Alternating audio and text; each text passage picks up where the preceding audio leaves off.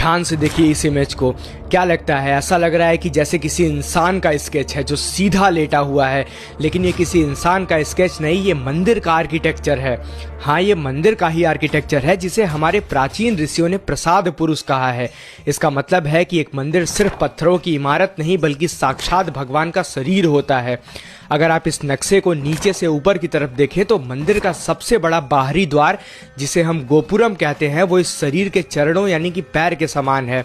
यहाँ एक इंसान बाहरी दुनिया को छोड़कर आध्यात्म की सीढ़ी पर अपना पहला कदम रखता है। जैसे ही हम थोड़ा और अंदर जाते हैं, हमें ध्वज स्तंभ मिलता है जो हमारे शरीर के मूलाधार चक्र या ऊर्जा के शुरुआती केंद्र को दर्शाता है। उसके ठीक पास बलि पीठम है जो हमारे शरीर की नाभि और कमर के हिस्से जैसा है।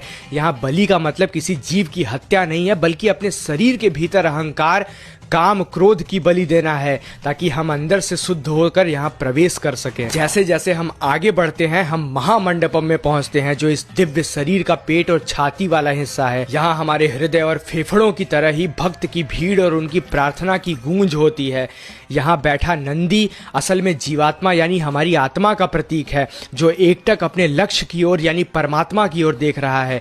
मंदिर का वो छोटा सा रास्ता जो मंडपम के मुख्य मंदिर से जोड़ता है उसे अंतराल कहते हैं, जो हमारी गर्दन की तरह होता है।